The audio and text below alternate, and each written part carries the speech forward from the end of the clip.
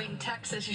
Welcome back to the Arlington, Media Days. Texas, We have the the American Charlotte Basketball 49ers Media men's Day. basketball team. They're coming off one of their best seasons in 18 years. They finished top 3 in the conference standings for the first time since 2006. Head coach Aaron Fern also gets 2 of his stars back for the 2024-25 season in guards Nick Graves and Isaiah Folks. But how will they replace their leading scorer in Patterson, who transferred out this year? We bring in Coach Fern to find out. Coach, it looks like the transfer portal was good to you all this summer, adding in 6 new faces. What will this year's group look like compared to last? You're like most teams in our league, very different. Yeah. You know, and we're the same. But love the guys that we brought in. Great people. It's really important for us, the type of people we bring into our program, and that has to be priority number one.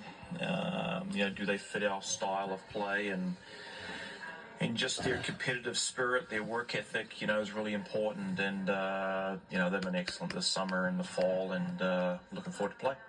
You actually last year, right before I was calling one of your games, you talked me down because I was really frustrated with the constant player movement initially, and I think just generally fans, want to feel a connection to a team and consistency. But you talked a lot about how it didn't bother you because of your experience coaching professionally overseas. Right. Is you had to lean into that because that was every single year that you had to deal with. No, you're right, but you're also right on the first thing you said. I think it is a little disappointing that your community that supports your team or your student body don't get to see the same type of people year after year and build that relationship with them kind of outside looking in, and you lean back on it 20 years from then and go, man, I remember that guy that played at our school, and that's just not there anymore. That's a bit disappointing, but you're right, in the pro world you have some turnover, and you try and build those relationships quickly and have as much fun as you can, and then you got to go perform. But in the opposite of disappointing was your season last year, because it just took the American Conference by storm. When you went on that winning streak right in the middle of conference play, I was hoping that I would get that call to call a game at Charlotte, because I saw the video, I saw the pictures, and I mean, you got to give us a little bit. I know you've already moved on, but how much was that place rocking when you guys were rolling last season? Yeah, it was pretty cool. I'm not going to lie. I've been part of some pretty awesome environments, but when we walked out, even game 2, when we played, this guy at FAU, and that was a big game, and then obviously the ECU game at home, it was a sellout, and students camping out the night before, and you walked in that building, it was just electric. You could feel it, and that was the proudest thing I was of the season, was just the experience we were able to provide for the players, for the community, for our student body. It was that's what it's about, man. You walk away from that and know you were part of that, either as a player, a staff member, as a student, as a community member, and that was awesome. Coach, when you can establish that kind of feel at your home games, what does that do also with the new age of the transfer portal?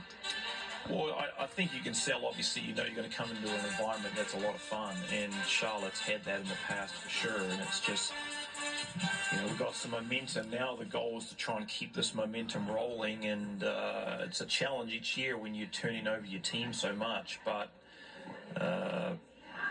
what you got to do. That's just the cards we're dealt with, and we'll go out there and really get after it and compete and play really hard, and that's the way my teams have always kind of played, and we'll continue to do that. And say to these guys all the time, I never ever want to question their competitive spirit, regardless of what the result is, and they've been excellent. So we kind of want to roll through a couple of the new faces, right? Obviously, we're going to talk about Giancarlo here, since he's here, transfer from Florida Atlantic, but I'm going to take a shot in the dark, and I want to know if you can correct me here, because I'm really excited to see this player inside of your system, and I think you are too, and fans will be. Nika Metsarishvili. How'd I do? Yeah, pretty good. Pretty good. Oh, Pretty close? good. Like B+? Yeah, I mean, I can't really even say it correctly either. I don't even know if any of these guys could either. We just call him Nika. So, we're excited for a number of those transfers. We brought in some really good guys that have really done some things at their respective schools, and now it's kind of trying to put it all together with other really talented players around you, and You know, we've had a little bit of the injury bug during the summer, and so just getting them back in and getting them up to speed, and you know, when we can get that real chemistry and us rolling, I'm really excited for that. Coach, you bring an international feel, of course, your time also coaching overseas, but when you bring in players overseas, what's maybe the hardest challenge in the transition from playing overseas to playing now in the American Athletic Conference?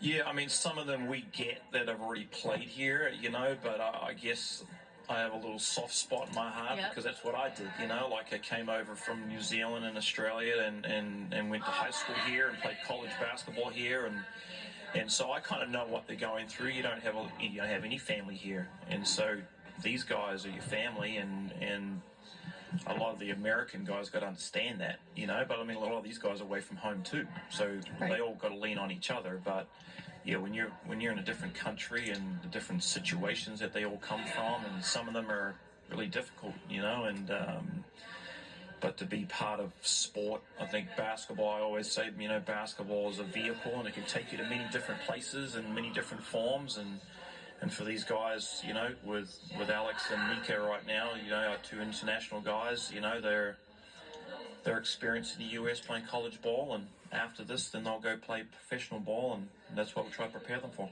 And Nick, I got to ask you, because we've got Nick Graves here, bouncing a little bit off of what Coach said.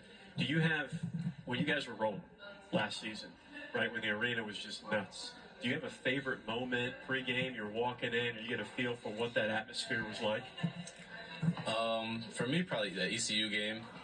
Just being on my phone in the locker room, probably wasn't supposed to be on my phone, but seeing the crowd. Now I know. Yeah, now I know. Seeing the crowd, like on social media and the line, and all the camping tents out there. That's probably the coolest moment. And then just going out there warming up and just seeing all the students rushing in the door. That was definitely a pretty surreal experience. Giancarlo, for you, transferring in conference, some of the things that they were both speaking about, I'm sure had a lot to do with you transferring, but why Charlotte? I chose Charlotte because the vision the coaching staff had for this team, the guys that we was bringing in, we brought in a lot of older guys. We also have a lot of key guys that came back as well. So this is an experienced group, and this is a group that's ready to win championships. So I wanted to just geek out just a little bit basketball-wise, and it's for both you guys. We'll start with Nick, talking about the offensive system, right? There's pieces from overseas, there's pieces from American basketball, and it all comes together, and the average fan looks at it and says, that just looks like it's fun to play in. Would you agree with that, Nick? I would agree. It's just a lot of unselfishness on the team, and when you have a lot of unselfishness, it's very easy to play. When you have myself, I'm very unselfish. I have a big man like G, very unselfish, and everybody else is really unselfish. When everyone's playing for each other, it's really fun to play in. And when Giancarlo, when he committed to you, I knew right away. I said, he's going to point center. He's going to be dropping passes, back doors, playing point from the post. I mean, that had to be exciting for you to see that offense, right, Giancarlo? No doubt. That was a big reason for coming here. And obviously playing against Charlotte for the past 4 years, competing twice a year, playing them. I seen the system. I seen that it fit in my game, and I could flourish in it. Yeah, I mean, you know, we always had some bigs that have been really talented, and like you said, he has that real instinct to move the ball and help players succeed by his feel for the game. And, you know, it was just a pretty easy decision at the end of the day. It happened pretty quickly, to be honest, and good fit. We'd always appreciated his game, and obviously he's been part of a program, and that's been super successful. He's been to a Final Four. He brings that championship mindset to our group, and it's been hugely valuable so far. Thanks, Coach, and thanks, guys. We can't wait to see it. Put it all out on the floor. Awesome. Best of luck this season. We are going to take a quick break, but when we come back, the Temple women's basketball team will My join team us is up on coming up stage with head next. coach